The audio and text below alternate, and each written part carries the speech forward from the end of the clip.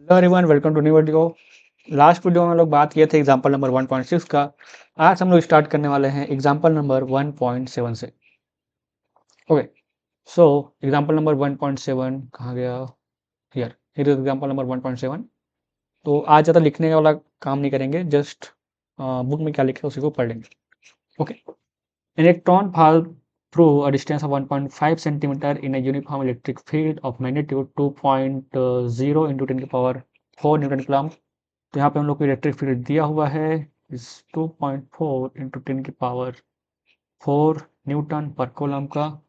ठीक है, और ये जो डिस्टेंस है ये दिया गया है 1.5 centimetre. The direction of field is reversed keeping the magnitude unchanged and the proton falls through the same direction.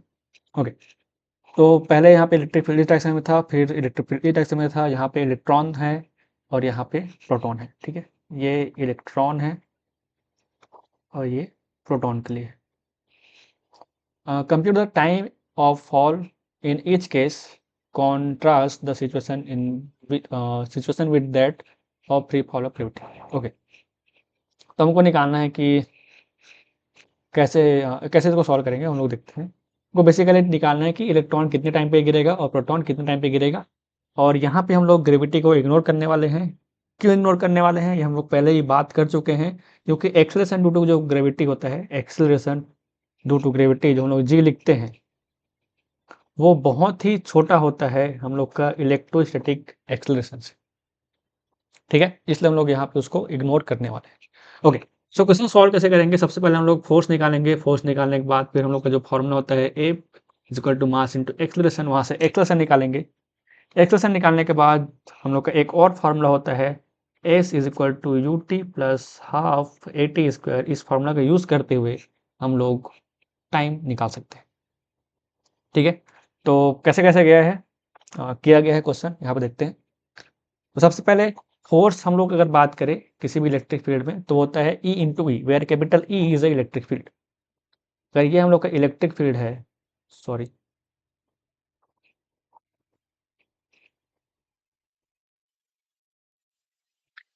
तो अगर ई हम लोग का इलेक्ट्रिक फील्ड है, is a electric field and m e is mass of electron. ठीक है, ये सब लिखा हुआ है। Is a magnitude of electric field and acceleration due to acceleration of electron. A e is जो है हम लोग का एक्सेलरेशन ऑफ इलेक्ट्रॉन है, तो हम लोग इसको निकाल सकते हैं। Acceleration is equal to force divide by mass. और हम लोग का फोर्स क्या हो जाएगा? ये हो जाएगा e into e, where e is the charge on one electron. ठीक है, अभी यहाँ पे सिर्फ मैग्नीट्यूड के बारे में बात कर रहे हैं। हम लोग जो एक्सेलरेशन है उसका डायरेक्शन नीचे की तरफ लेने वाले हैं। ठीक है, ओके, तो यहाँ से हम लोग का एक्सेलरेशन आ गया है। और जब हम लोग टाइम निकालेंगे तो टाइम के लिए यही वाला फार्मूला यूज करेंगे। अब यहाँ पे हम लोग को एक चीज नोटिस करना पड़ेगा कि हम लोग का यू है, जो इनिशियल स्पीड है वो 0 है, तो एस इज इक्वल टू हो जाएगा हाफ ए टी स्क्वायर। ठीक है, और यहाँ पे एस इज इक्वल टू लिख रहे हैं एच, तो ये 2h upon a is equal to t square. और यहाँ से टी इज इक्वल टू हो जाएगा under root of 2h divide by a. Okay, तो यहाँ से हम लोग टाइम कैसे निकालेंगे? Under root of 2h divide by a e. और जब ए ई का हम लोग फॉर्मूला सॉरी वैल्यू यहाँ पुट करेंगे तो हो जाएगा ई कैपिटल ई और एम ई ऊपर में आ जाएगा। तो यहाँ से जब इसका वैल्यू निकालते हैं तो जाता है 2.9 इंटू 10 की पावर माइनस 9 सेकेंड। इतना फास्ट गिरेगा जो नैनो सेकेंड के टर्म्स में लिखा हुआ है। ठीक है, सिमिलर वे में जब हम लोग मास एक्सेलरेशन ऑफ प्रोटॉन निकालेंगे तो वो हम लोग का आता है 1.6 इंटू 10 की sorry not it is mass of proton. यहाँ पे आता है 1.3 इंटू 10 की पावर माइनस 7 सेकेंड। ठीक है, तो यहाँ पे हम लोग एक चीज नोट कर सकते हैं, ये नोटिस करने वाली चीज है कि जब इलेक्ट्रॉन का टाइम था तो वो नैनो सेकंड में गिर रहा है, 10 की पावर माइनस 9 सेकंड में गिर रहा है। लेकिन प्रोटॉन के टाइम है वो 10 की पावर माइनस 7 सेकंड में गिर रहा है।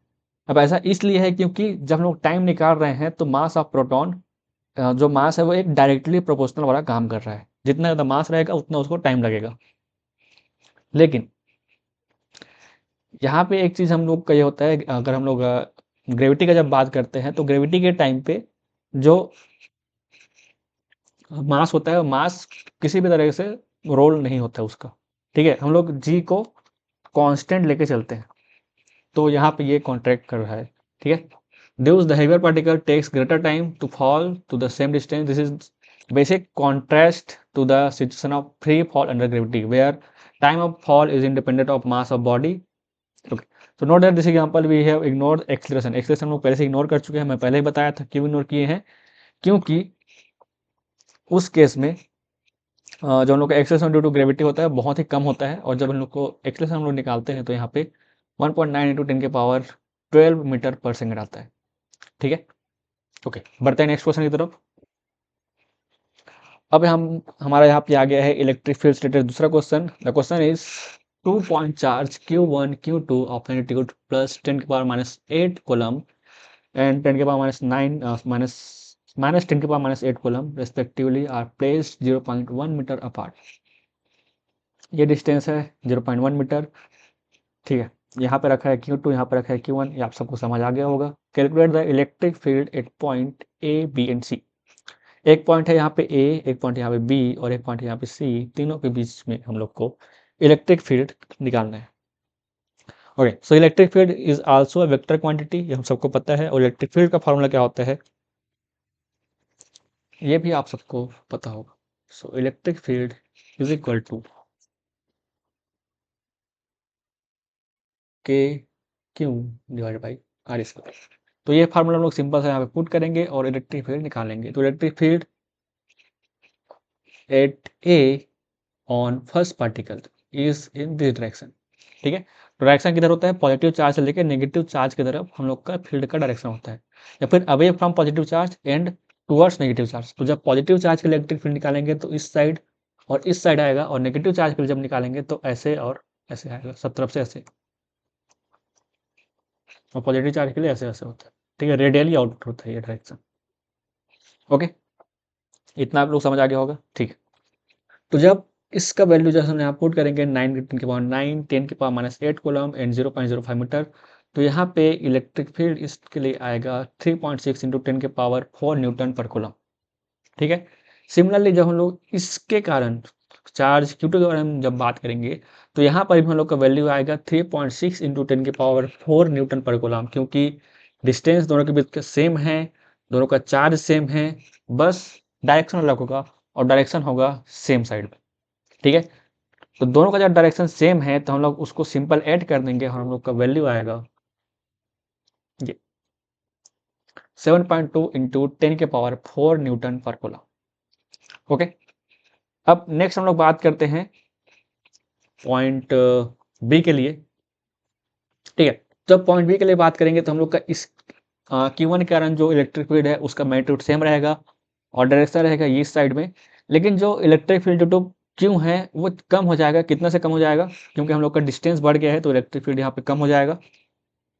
ओके, सो ये दिस इज अवर डिस्टेंस। तो डिस्टेंस अभी कितना होगा, पहले कितना था 0.05 था और यहाँ पे हो जाएगा 0.15, ठीक है। तो ये हम लोग का डिस्टेंस हो जाएगा, तो इस कारण से जो वैल्यू है वो कम हो जाएगा।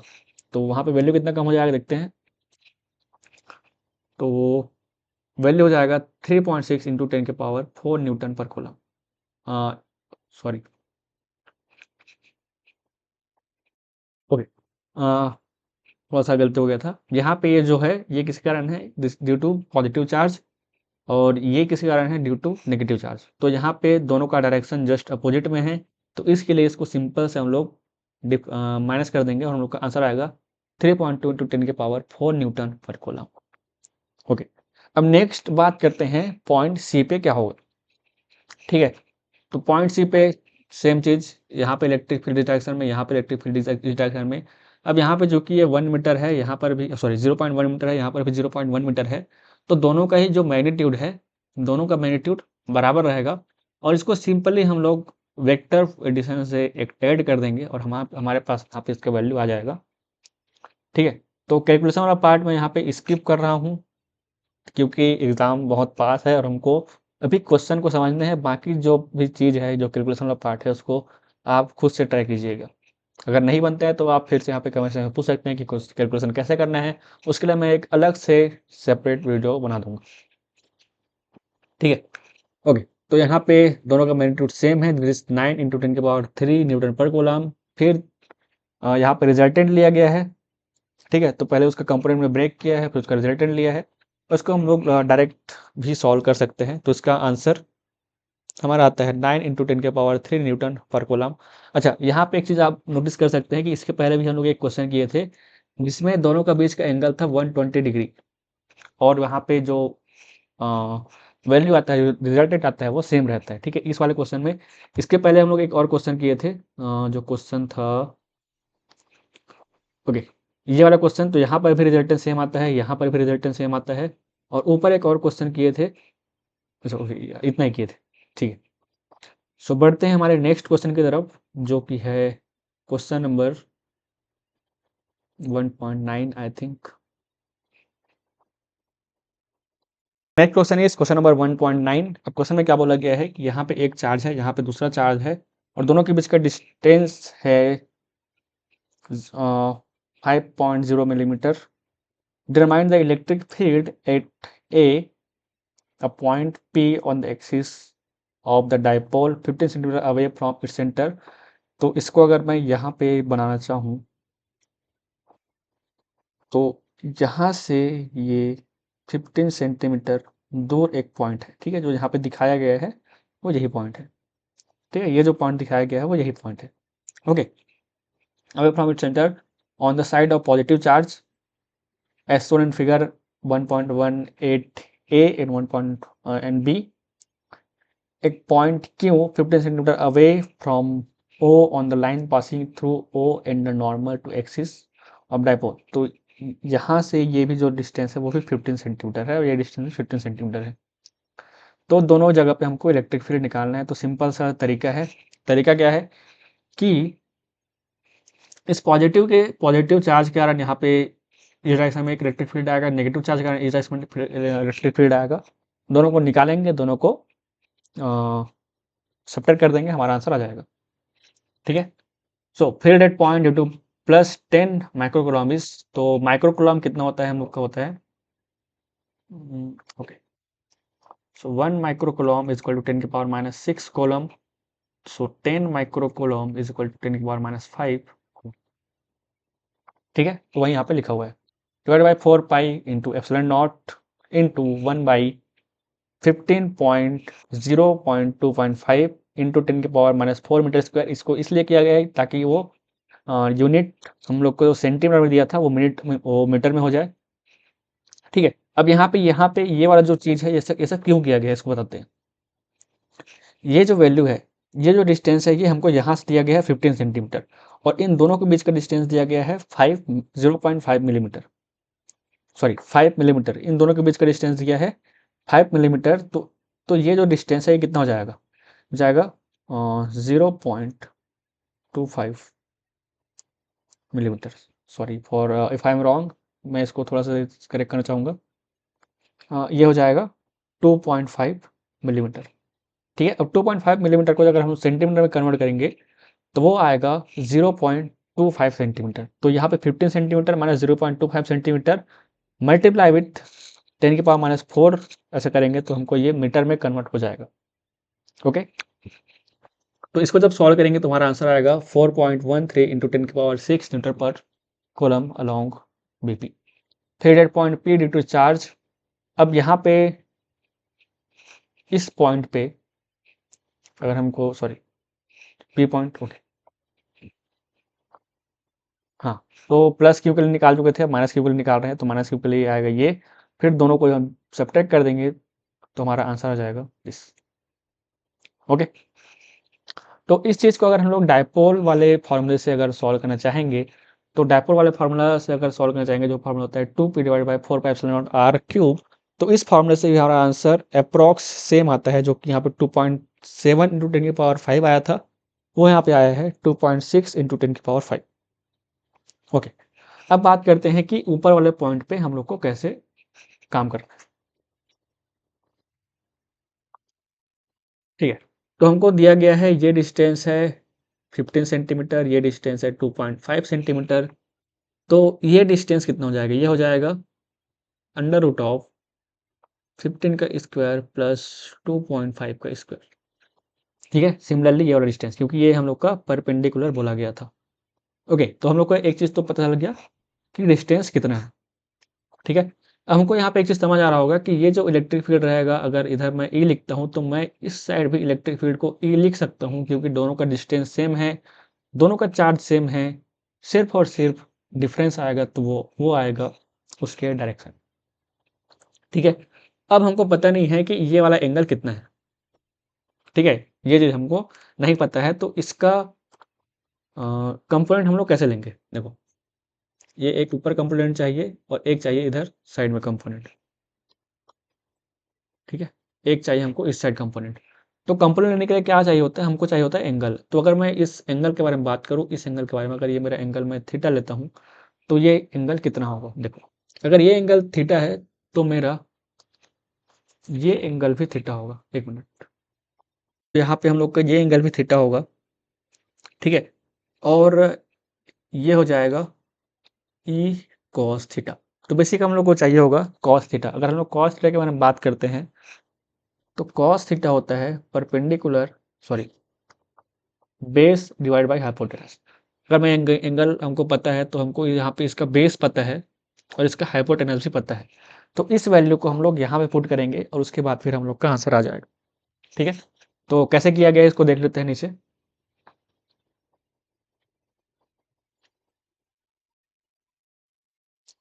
ओके, सो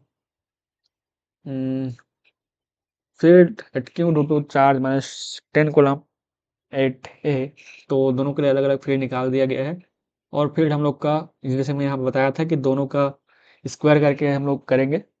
ठीक है, तो ये हो गया यहाँ पे 3.99 इंटू 10⁻6 न्यूटन पर कूलम अलॉन्ग क्यू ए, और सिमिलरली अलॉन्ग क्यू भी हम लोग का आ जाएगा। ठीक है, अब जब रिजल्ट के बारे में जब बात कर रहा था तो मैं बात किया था कि यहाँ पे कॉस थीटा कैसे निकालेंगे। तो जो कॉस थीटा का जो वैल्यू है वो हमको से बेस डिवाइड बाई हाइपोटेनस ऐसे करके यहाँ पे निकाला गया है। ठीक है, जैसे मैं ऊपर समझा दिया था। ओके, तो यहाँ पे हम लोग ये वाला वीडियो भी ख़त्म करते हैं, और उम्मीद करता हूँ आपको आज का भी जितना भी क्वेश्चन है आपको समझ आया होगा। मिलते हैं नेक्स्ट वीडियो में विथ क्वेश्चन नंबर 1.10। ओके, तब तक के लिए goodbye and all the best.